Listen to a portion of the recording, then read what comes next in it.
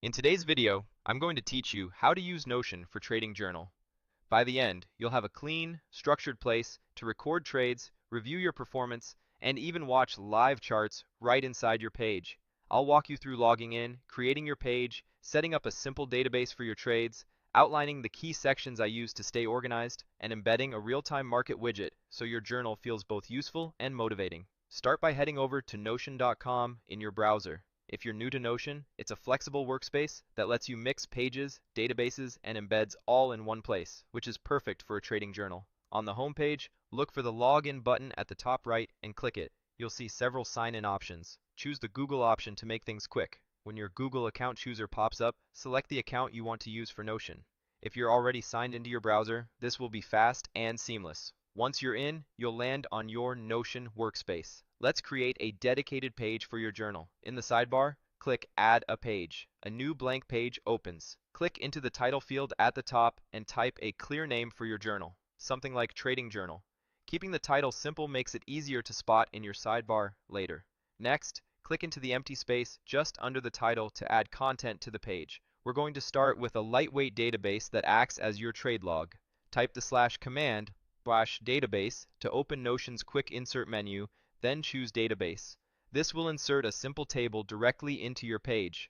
This table is going to be the backbone of your journal. Inside the table, you'll see a default name column. Click on that header and rename it to something like Trade or Trade ID. Anything that helps you quickly identify each entry. I like using Trade as a clean label. Now let's expand the table so it captures everything you need. Click Add Property to create more fields. Think about the information you want to review later. Common properties to consider include date for when the trade was opened, ticker or pair for the instrument, direction to mark long or short, entry and exit prices to calculate results, position size, stop loss and take profit, and a PL field. You might also want a strategy or setup field using a select or multi-select type, a tag field for quick filtering, a notes field for context, and a files and media property to store screenshots of your chart before and after the trade.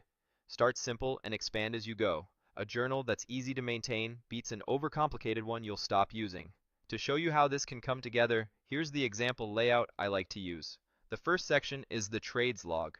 This is just the table you built, but filled with your actual trades. Each row represents one trade, and each property captures a key detail.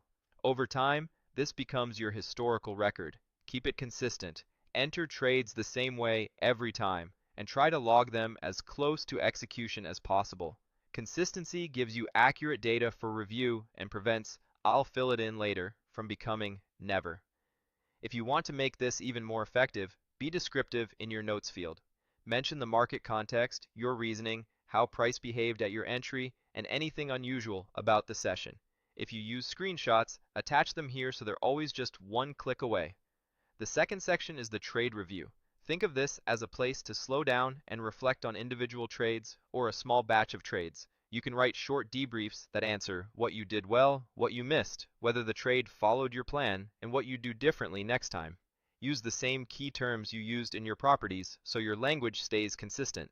This is where growth happens. A clear note that says, "I moved my stop early out of fear," or "I sized too big on a C quality setup," will help you spot patterns that a raw PL number can't show. If you're tracking screenshots, refer to them here and describe what you saw versus what actually unfolded. The third section is weekly performance. This is your zoomed out summary. Once a week, review the trades you took and summarize the results. You might note your total PL for the week, win rate, average risk to reward, and which setups perform best. Also capture qualitative observations like traded when tired on Wednesday or news-driven volatility helped breakout setups.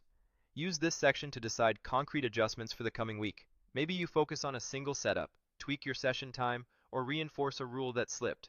Keep it short but meaningful so it's easy to maintain every week. Now, let's make your page feel more like a focused trading home by adding a live market widget. Click back into the body area of your page under the title to position your cursor where you want the widget to live. In a new browser tab, head to the TradingView widgets page. TradingView offers embeddable widgets like mini charts, symbol overviews, and tickers. Pick one that fits your workflow, something that gives you quick market context without becoming a distraction. Copy the URL or embed link they provide for the widget you want. Switch back to your Notion page. Type the /command/embed to open the embed block option, then select embed. a small dialog will appear asking for a link. Paste the link you copied from the TradingView widget. Click Embed Link. Notion will load the widget directly on your page, and in a moment you should see a live, interactive chart. You can drag the block to reposition it or adjust the size so it sits neatly above or beside your database, depending on your layout preference. With the chart right in your journal, you don't have to switch tabs to get a quick read on the market while you're jotting notes or reviewing trades.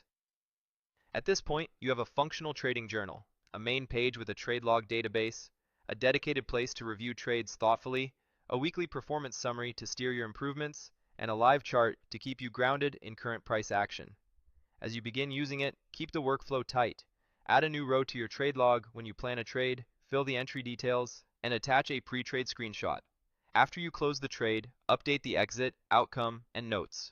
Later that day or the next morning, write a short review. At the end of the week, summarize your performance and commit to one or two specific refinements. If you want to personalize further over time, you can fine-tune property types, rename fields to match your strategy language, and rearrange the layout for readability. But don't worry about perfection on day one. The goal is to make a journal you'll actually use. Start simple, be consistent, and let your data and reflections guide your decisions. With this Notion setup, your process, your performance, and your learning all live in one place, so improvement becomes part of your routine rather than an afterthought. Thanks for following along. Open Notion, log in, create your page, build your database, reflect in your review sections, and embed that live chart. You're ready to journal like a pro and turn your trading data into real, repeatable insights.